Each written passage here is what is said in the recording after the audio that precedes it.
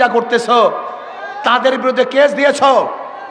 আজকে তারেক জিয়া বাংলাদেশে ফেরার স্বপ্ন দেখতো না যদি সার্জিসরা না থাকতো। আজকে তোমার নেত্রীকে চিকিৎসা করার জন্য বিদেশে পাঠাতে পারতো না যদি আজকে ওরা না থাকতো। আজকে খোলা আকাশের নিচে মাঠের মধ্যে রাজনীতি করতে পারতো না। ওরা জীবনের মায়া ত্যাগ না করে ওরা আন্দোলন না করতো।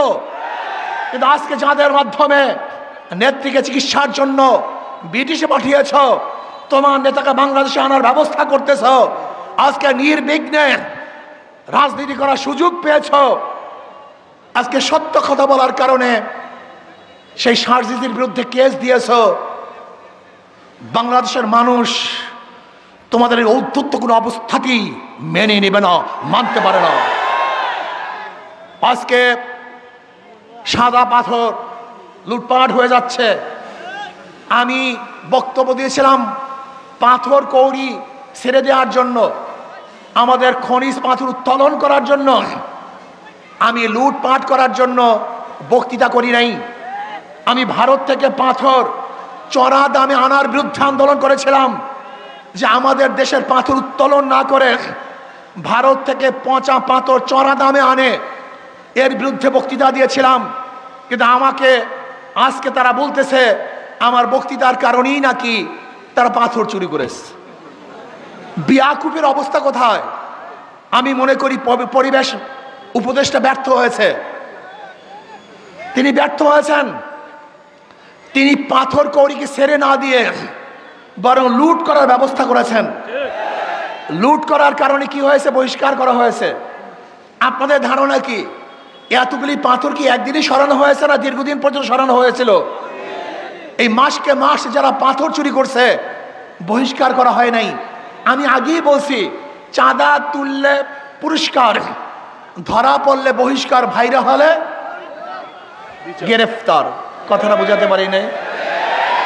চাঁদা তুললে পুরস্কার, ধরা পড়লে বহিষ্কার, আর ভাইরাল হলে গ্রেফতার। এতদিন চাঁদা তুলছে, বহিষ্কার করে নাই। এতদিন পাথর চুরি করছে, বহিষ্কার করে নাই। যখনই ধরা পড়ছে বহিষ্কার করছে। দেখছেন অবস্থাটা কি? কত সুন্দর ব্যবস্থা। ৫,০০০-এর উপরে বিএনপির কর্মী থেকে বহিষ্কার করছে, কিন্তু চাঁদাবাজির কমতি তো আমরা দেখছি না।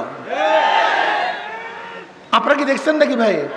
তার মানে এগুলো আইওয়াস, এগুলো বন্ধের কোনো সিস্টেম নেই। যদি চাঁদাবাজি বন্ধ হয়ে যায় তাহলে দলই তো বন্ধ হয়ে যাবে।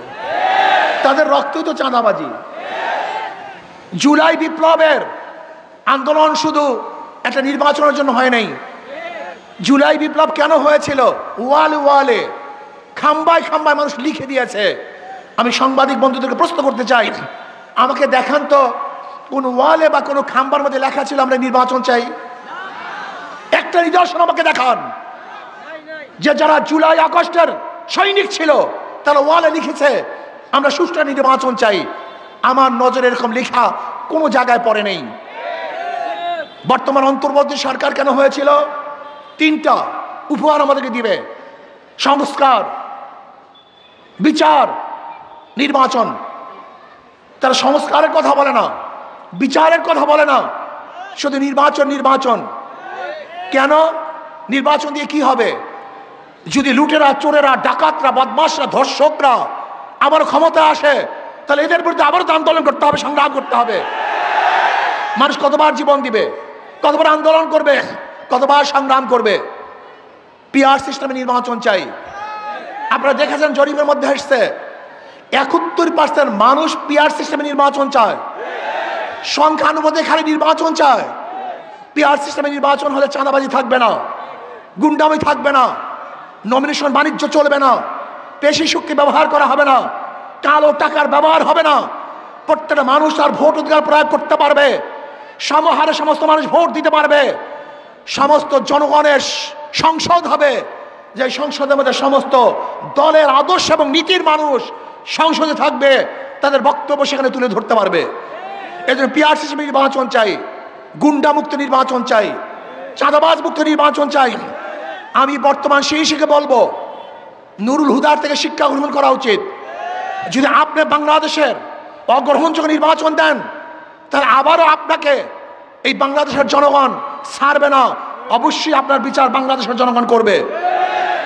আজকে বাংলাদেশের নির্বাচন নিরপেক্ষ হবে কিভাবে, যেখানে পুলিশ নিজেদের থানাকে নিরাপদ করতে পারে না, সেখানে সেই পুলিশ ভোট কেন্দ্র নিরপেক্ষ দিবে কিভাবে? আমি বিশ্বাস করি আজকে প্রশাসনের যে অবস্থা, নিজেরা নিজেদের নিরাপত্তা নেই, সেখানে ভোটারদের নিরাপত্তা এই প্রশাসন কোনো অবস্থায় প্রদান করতে পারবে না। আজকে জুলুম, চাঁদাবাজি, অত্যাচার, খুন বেরিয়ে গেছে। আমি বাংলাদেশের জনগণকে বলবো, এ বি সি তিনজনই চোর, ক্ষমতা আছে এ, সে কি করবে? হটাও এ বসাও বি, সে কি করবে? হটাও বি বসাও সি, সে কি করবে? শুধু নেতা এবং দলের পরিবর্তন হয়েছে, আদর্শ নীতির পরিবর্তন হয় নাই।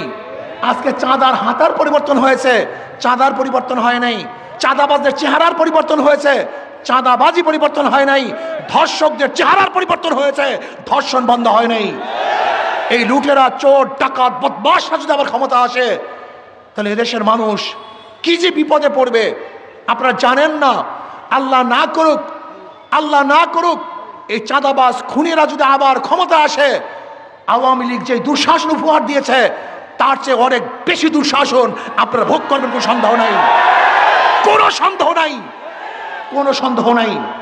কাজী চাঁদাবাজদেরকে আমরা ক্ষমতা আনতে চাই না, কোন ধর্ষকদেরকে ক্ষমতা আনতে চাই না, দুর্নীতিবাজদেরকে দ্বিতীয়বার বাংলাদেশের ক্ষমতায় দেখতে চাই না।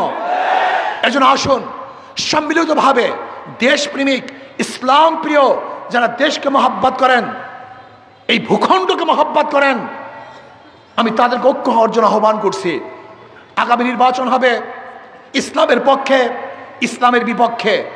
আগামী নির্বাচন হবে দেশের পক্ষে, ভারতের বিপক্ষে। কারা ভারতের পক্ষে আর কারা দেশের পক্ষে, কারা ইসলামের পক্ষে আর কারা ইসলামের বিপক্ষে, এই দুই ভাগে গোটা বাংলাদেশ বিভক্ত হয়ে যাবে। কাজে আসুন ইসলামের পক্ষে আমরা থাকবো, এই দেশের পক্ষে থাকবো। যারা ভারতের দালালি করবে, গোলামি করবে, বাংলাদেশ থেকে চিরতরে ভোটের মাধ্যমে তাদেরকে প্রত্যাখ্যান করবে ইনশাআল্লাহ। প্রিয় ভাইয়েরা আমার, আপনারা জানেন যারা নির্বাচন করে, নৌকা যারা নির্বাচন করে নৌকা চালাতে পারে না, যারা ধানের শীষ নির্বাচন করে ধান কাটতে পারে না, যারা নাঙ্গলে নির্বাচন করে নিজেরা নাঙ্গল বইতে পারে না, কিন্তু হাত পাখা এমন একটা প্রতীক, যে নির্বাচন করে তারাও ঘুরাতে পারে, যারা করে তারাও ঘুরাতে পারে। হাত পাখা এমন এক প্রতীক যারা মুসলমানরা ব্যবহার করে, হিন্দুরা ব্যবহার করে, খ্রিস্টানরা ব্যবহার করে, বড় লোকরা ব্যবহার করে, গরিবরা ব্যবহার করে, পুরুষরা ব্যবহার করে, মহিলারা ব্যবহার করে। কার প্রতীক কেউ বুকে নিয়ে ঘুমায় না, কিন্তু হাত পাখা এমন এক প্রতীক, যেই প্রতীক ঘুমের সময় বুকের উপরে থাকে, কলিজার উপরে থাকে। আমি বিশ্বাস করি কারেন্ট ফেল করে, হাত পাখা ফেল করে না। আমাদের এখানের প্রার্থী প্রফেসর হাফেজ মাওলানা আজিজুর রহমান সাহেব, আপনি কি ভেবেছেন তার শিক্ষা, তার দীক্ষা, তার চেহারা, তার আদর্শ, তার নীতি, এই সমস্ত যোগ্য লোকগুলি যখন নির্বাচিত হবে তখন চাঁদা মুক্ত দেশ উপহার দিতে পারবে, ধর্ষণ মুক্ত দেশ উপহার দিতে পারবে। আজকে আমাদের আজিজুর রহমান সাহেব আমাদের করিমপুর থেকে, করিমগঞ্জ থেকে হযরত মাওলানা হাফেজ আলমগীর সাহেব, আমাদের ইকনা মিঠাপুর থেকে বিল্লাল আহমেদ মজুমদার, ইনি হলো BCS অনার্স, MSS ঢাকা বিশ্ববিদ্যালয়।